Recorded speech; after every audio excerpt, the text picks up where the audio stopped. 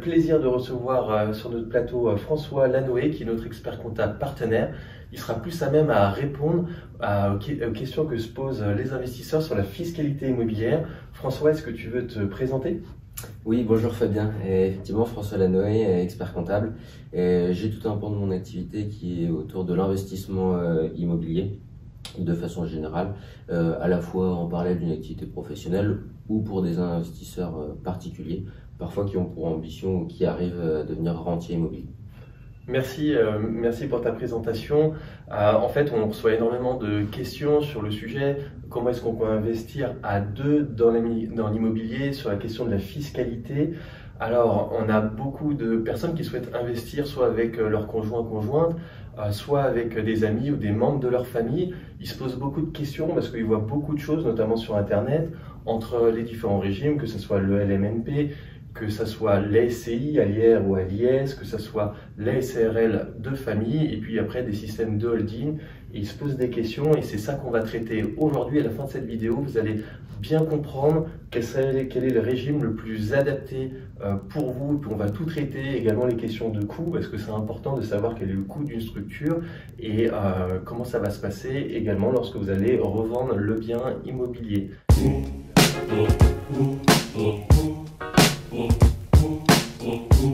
Donc François, je vais te poser une première question. La première question, c'est est-ce que tu peux nous détailler un petit peu les différents régimes qui s'offrent aux investisseurs?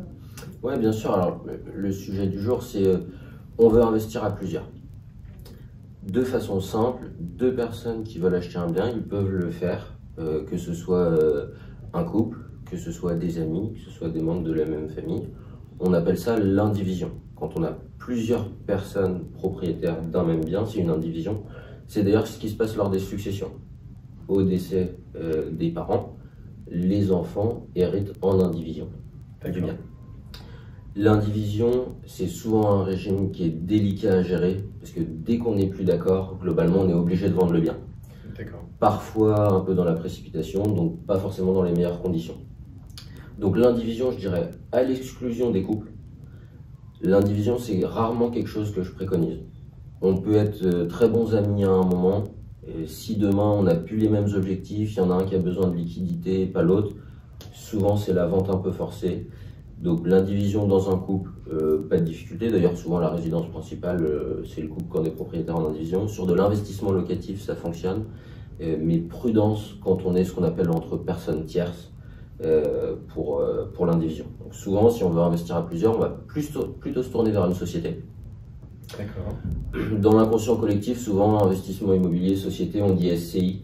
En fait, c'est pas toujours le cas et c'est pas obligatoire. On peut investir en immobilier en SCI, mais aussi dans des structures commerciales, SARL, SAS.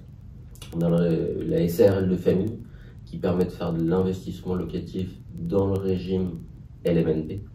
Donc voilà, on va détailler tout au long de la vidéo les différents régimes fiscaux, mais globalement, soit on investit en indivision, on réserve ça a priori plutôt au couple, et puis en plus souvent ça pose des problématiques de financement. Aller financer un bien en indivision entre tierces personnes, c'est pas toujours évident. Oui, tout à fait. Et quand on investit à plusieurs, plutôt une société, on se pose la question, quelle société on va choisir? SCI, autre type de société, et la fiscalité que va engendrer la société. D'accord, très bien. Donc en fait, pour pouvoir se protéger, il est plus judicieux d'investir via une société. Tu as listé assez brièvement les sociétés. Est-ce que tu peux rentrer plus en détail dans ces types de structures? Oui, sans souci. Dans les grandes lignes, une société, c'est quoi? C'est des personnes qui se réunissent, qui s'associent. On fait des statuts, on fait la répartition du capital, donc c'est la propriété qu'on a sur ce qui va être détenu dans la société, en l'occurrence un bien immobilier, et puis on met un ou plusieurs dirigeants de la société. Donc, si on prend l'exemple de deux amis qui font 50-50, ils sont associés à 50-50 et ils sont tous les deux dirigeants de la structure.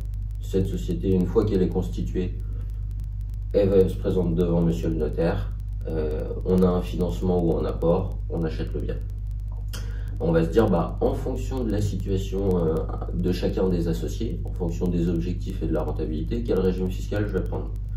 Si on part sur une société civile immobilière, on a deux régimes fiscaux. L'impôt sur le revenu ou l'impôt sur les sociétés. À l'impôt sur le revenu, on est dans la règle des revenus fonciers, donc c'est comme si on détenait le bien à titre personnel.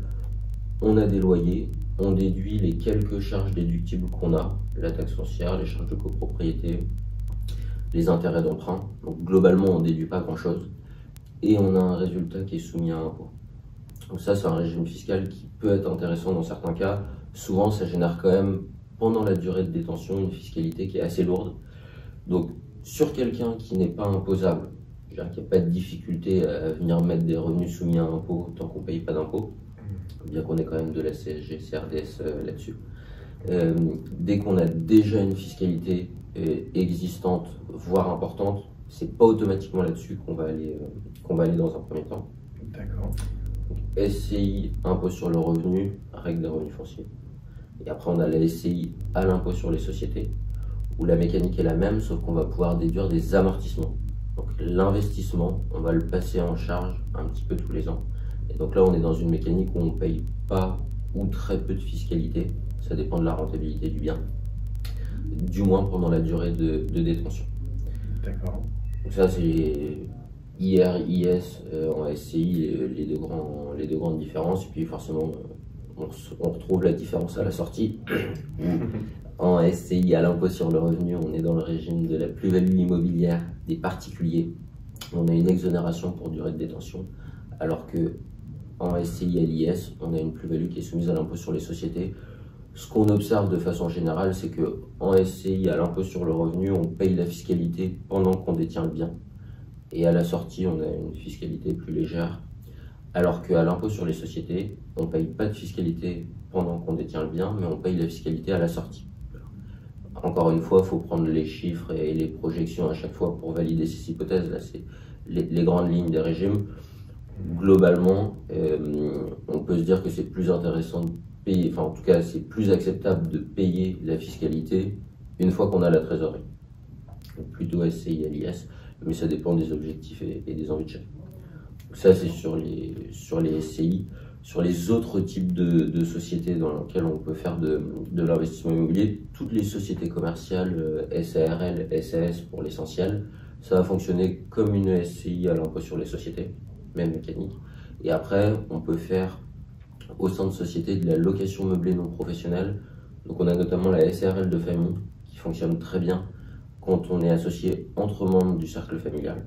D'accord. Et si on veut faire la même chose, mais avec des personnes qui ne sont pas membres du cercle familial, on utilise la SNC, la société en nom collectif. D'accord, très bien. La SNC, il n'y a pas quand même une question de responsabilité? Alors effectivement, tous les associés d'une SNC ont la qualité de commerçant. Donc on est engagé alors, à l'intérieur de chacun des types de sociétés. On peut être engagé indéfiniment sur les éventuelles dettes de la société ou pas. Donc c'est la différence entre les sociétés civiles et les sociétés commerciales. Mais la SNC, effectivement, comme les sociétés civiles, on est indéfiniment responsable des dettes. D'accord, ok. Donc ça, c'est un point de vigilance, il faut bien faire attention. Tu as parlé de répartition 50-50. Dans quel cas on peut avoir des proportions qui sont différentes? Et également, est-ce qu'on est obligé, combien d'associés au minimum on est obligé d'avoir par type de structure que tu énumères?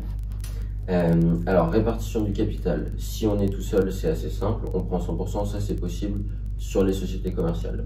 SARL, SAS, on peut être associé unique. Sur les sociétés civiles, on a l'obligation d'être au moins 2 associés. Okay. On va aborder les holdings tout à l'heure, on peut être indirectement seul associé. Si je suis seul associé de ma holding, société commerciale, et j'associe ma holding et moi, personne physique, au sein d'une société, il y a bien 2 associés, une personne morale et une personne physique. Par contre, au bout du bout, je suis le seul associé. Sinon, on est, dans tous les cas, sinon c'est dans tous les cas, on est obligé d'être plusieurs associés. Et après, la répartition du capital, elle est librement définie entre les associés. Ce qui est le plus important à mon sens, c'est que ce soit bien compris de tous. Que ce soit 50-50 ou une autre répartition, il faut que personne se sente lésé, parce que c'est ce qui va générer de la frustration et potentiellement des conflits entre associés demain. D'accord. Okay. Donc il faut faire l'état des lieux de qui apporte quoi au projet, à la société. On a des cas où il y a quelqu'un qui apporte une capacité d'emprunt, l'autre est déjà endetté mais a de la trésorerie à investir, si on se dit je peux pas faire sans l'un et c'est grâce à l'autre que je peux faire, 50-50 c'est probablement la bonne solution. Parfois quand on a des déséquilibres entre les apports de l'un et de l'autre, on peut faire une répartition capitalistique qui est différente. Puis si on est 3, 4, 5 associés, on découpe ça un petit peu comme on veut. Ok, est-ce qu'on peut associer à un mineur? Alors sur les sociétés civiles, ouais, on peut. Alors, je dirais associer des mineurs, c'est souvent sur des schémas de transmission patrimoniaux, familiaux. Et de mon point de vue, plutôt que l'association d'un enfant, c'est plutôt le démembrement des titres qui me paraît être le plus judicieux en termes de transmission. Mais on peut tout à fait mettre un mineur associé. Moi, j'évite de le faire, mais c'est possible. D'accord, très bien. Là, on a parlé beaucoup de la DSCI, à l'IR et à l'IS. Quel est l'avantage autrement de faire une structure commerciale de type SARL? Qu'est-ce qui vraiment peut faire que c'est plus intéressant que la SCI? On parlait de responsabilité à l'instant, c'est vraiment ça. C'est-à-dire sur une société civile, demain mes loyers sont plus payés, charge à moi de payer l'emprunt. Okay. Sur une société commerciale, les associés ne sont engagés que sur le montant du capital et pas au-delà. Donc du coup, c'est plus protecteur. La plupart du temps, cependant, s'il y a un emprunt bancaire,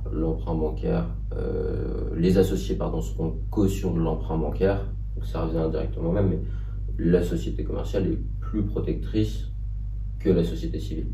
Donc ça peut être un des avantages qu'on peut avoir. Ça peut être aussi la nature de l'activité. Parfois, une société, elle porte un investissement locatif, mais pas que. Ça peut être de la sous-location, ça peut être des activités commerciales diverses et variées. Moi, je ne recommande pas de mixer les activités au sein d'une même structure, mais parfois, par la force des choses, ça arrive. Donc là, la société commerciale trouve tout son intérêt. D'accord, très bien. Qu'est-ce qui se passe si l'investissement génère du cash flow? Du coup, ceux qui ont les associés aimeraient se verser un dividende. Comment ça se passe? Est-ce que c'est possible? Est-ce qu'on peut laisser au sein d'une structure? Est-ce qu'on peut se verser comme un revenu? Et voilà, est-ce que tu peux nous en dire plus? Oui, c'est un point qui est très intéressant. Quand on investit en nom propre et non pas en société, on dispose de la trésorerie immédiatement. Quand on investit au sein d'une société, là je fais un focus plus particulier sur les sociétés, à l'impôt sur les sociétés. Si on a un cash flow excédentaire, si on a de la trésorerie dans la société, c'est bien la trésorerie de la société, c'est pas la trésorerie des associés. D'accord. Donc on va se poser la question, comment est-ce qu'on ressort cette trésorerie présente dans la société au profit des associés? Plusieurs mécaniques. Soit lors de l'acquisition, on a fait un apport. Ça, on peut librement se le rembourser, c'est ce qu'on appelle les comptes courants d'associés. J'ai apporté en tant qu'associé tout ou partie des frais lors de l'acquisition. Cela, dès lors que la société a la trésorerie, elle peut me les rembourser. Ça ne génère pas de cotisation sociale, pas d'impôt sur le revenu. La société avait une dette envers moi, elle me rembourse cette dette-là. Si on n'a pas fait d'apport ou qu'on a déjà remboursé les apports, pour sortir l'argent de la structure, la plupart du temps, on passe par des dividendes. Et là, il ne faut pas s'y méprendre, c'est pas parce qu'on a de la trésorerie dans la société qu'on a la capacité à verser des dividendes. Il faut auparavant avoir eu un résultat qui a été fiscalisé à l'impôt sur les sociétés avant de pouvoir verser des dividendes. Et donc là, on ne peut pas courir les deux objectifs en même temps, à la fois ne pas avoir de fiscalité, donc générer un déficit comptable et fiscal pour ne pas payer d'impôts, et à la fois vouloir se verser des dividendes. Ça, c'est deux choses qui ne fonctionnent pas ensemble. C'est ou l'un ou l'autre. Et après, dans certains cas, on peut même imaginer se rémunérer. Alors, généralement, c'est sur des structures où on va avoir plusieurs biens et on peut avoir une rémunération de gérance ou une rémunération de salariés ou assimilés salariés. Il faut généralement avoir un volume assez important pour pouvoir dégager un revenu, mais c'est tout à fait envisageable. Pour les trois, comment sortir de l'argent d'une structure, remboursement de compte courant d'associés, dividendes et rémunération. Oui, nous on en voit de plus en plus, c'est effectivement des clients qui ont très bien gagné leur vie et puis qui souhaitent prendre une retraite prématurément. Et pour ça, ils ont toujours envie de cotiser et ils utilisent en fait l'immobilier pour pouvoir avoir des revenus de gérance. Oui, tout à fait. Mais François, comment est-ce qu'on peut faire pour ne pas payer d'impôts et bénéficier de la trésorerie? Alors, Il y a toujours un moment où on paye de l'impôt et c'est plutôt une bonne chose, c'est-à-dire qu'on a gagné de l'argent. Pour autant, on peut décaler les choses dans le temps. Effectivement, si on prend l'exemple d'un investissement qu'on a fait dans une SCI, c'est un tout petit peu technique, mais on aura passé en début d'investissement les frais d'acquisition, que ce soit frais d'agence ou frais de notaire, en charge. Donc, on aura un déficit qui sera reportable dans le temps. Pour autant, pour peu qu'en plus on ait fait un différé sur l'amortissement de l'emprunt, on va générer de la trésorerie. Et là, si je veux me dire, je veux l'utiliser notamment pour réinvestir, comment je fais? Soit on l'utilise au sein de la même structure, mais c'est vrai que j'aime bien préconiser quand même une structure par bien, ça permet après de revendre soit le bien, soit les titres de la société. Et donc là, si j'ai de la trésorerie dans une société, ce qu'on peut très bien faire, c'est monter une holding. On fait un apport ou une cession de titres à une holding, ce qui va me permettre de remonter la trésorerie dans la holding et de pouvoir l'injecter dans un autre projet. Là, on reste dans un périmètre qui a l'impôt sur les sociétés. À titre personnel, je ne bénéficie pas de l'argent, par contre, je peux le réinvestir. D'accord. Et à ce moment-là, on résout bien le problème de dire j'ai de la trésorerie que je souhaite réinvestir, donc on ne va pas l'utiliser pour consommer, mais pour réinvestir. Et par le biais de la holding, ça permet d'aller plus vite et d'avoir une surface d'investissement plus importante, puisqu'on n'a pas le frottement fiscal de l'impôt sur le revenu pour réinvestir. D'accord. Est-ce que tu peux nous dire combien ça coûte de créer une SCI après en fonctionnement pendant toute la phase d'exploitation? Si on met une holding pour utiliser ce dernier système, combien ça va coûter? Et puis également pour peut-être la SARL de famille, combien ça coûte? Ouais, alors globalement, je vais vous donner des ordres de grandeur, mais la constitution d'une société, on est aux alentours de 1 000 € à peu près. Après, il y a une partie honoraire, il y a des frais de greffe, de publicité légale qui sont à faire, donc il y a un petit coût à l'entrée. Et après, ça va toujours dépendre de ce qu'il y a dans la structure, mais je dirais qu'une SCI, entre 700 et 800 €, on a une comptabilité là-dessus. Après, on peut avoir des opérations particulières d'apport de titres, de cession de titres, où il y a un coût à chaque fois. L'idée, c'est au maximum de structurer au mieux dès le début. Mieux on structure les choses au début, moins ça nous coûte cher. D'accord. Okay. Si on fait un premier montage, puis qu'on le remodifie et qu'on le remodifie, à chaque fois il y a un coût. Alors que si on a un plan bien en tête, je pense notamment à tous ceux qui veulent enchaîner les investissements, une fois que c'est bien structuré au début, on n'a pas de surprise et ça suit son cours. Alors encore une fois, les honoraires, normalement, ne doivent jamais être un frein à partir du moment où on a des investissements rentables. Oui, tout à fait. En fait, on le calcule, c'est ça, on fait une simulation, on regarde les économies d'impôts et puis le coût de la structure, on regarde ce qui est le plus intéressant en fait dans cette situation qui est précise. En fait, comment est-ce qu'on peut faire pour éviter qu'il y ait des conflits? Quand on est associé au sein d'une société, effectivement, parfois, ça se passe moins bien entre associés, on peut avoir des points de vue divergents. Ce qu'on peut faire, en complément des statuts, qui est un document obligatoire qui est à la fondation de la société, on peut tout à fait prévoir un pacte d'associés. Le pacte d'associés, contrairement au statut, il est privé, il est juste entre associés, il ne vaut pas vis-à-vis de tierces personnes, le banquier n'est pas au courant, les locataires ne sont pas au courant, etc. Et on peut régir un certain nombre de règles. Moi j'aime bien le comparer au contrat de mariage, c'est de se dire on investit ensemble, tout va bien, et si un jour on n'est plus d'accord, qu'est-ce qui se passe? Et dans le pacte d'associés, on met un certain nombre de règles et de principes directeurs pour se dire si demain ça se passe mal, comment est-ce qu'on fait? S'il y en a un qui veut vendre, est-ce que, si on prend une SCI, il y a deux associés, s'il y en a un qui veut vendre, est-ce que l'autre associé est prioritaire? Est-ce que n'importe qui peut racheter ces parts-là? Est-ce qu'il faut il y a un certain nombre de règles qui peuvent être précisées dans les statuts, mais là on vient les affiner. On vient dire oui, c'est d'abord l'associé, et surtout on parle des valorisations. C'est-à-dire qu'on met des formules de calcul la plupart du temps en disant la société elle sera valorisée de telle manière. L'idée c'est, et c'est en ça que c'est comme un contrat de mariage, c'est qu'on sait à l'avance ce qui se passera si demain on s'entend plus.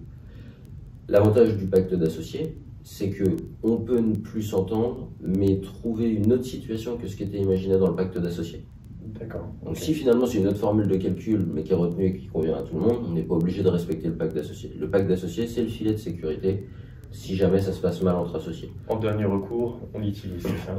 En fait, quand on le rédige, on espère ne pas l'utiliser, Quand ça se passe mal, on est très content d'avoir un pacte d'associés. Au moins, on a quelque chose sur lequel s'appuyer. Et c'est ce qui fait foi entre associés. Ça pousse aussi à trouver peut-être une solution parce qu'ils savent que ça va peut-être pas être le plus avantageux si le pacte d'associés est appliqué. Donc ça peut être pousser à trouver des solutions avec des compromis pour chacun parce que c'est souvent ça pour régler les conflits. C'est exactement ça. C'est de trouver une solution par le haut et d'éviter que la société elle soit bloquée.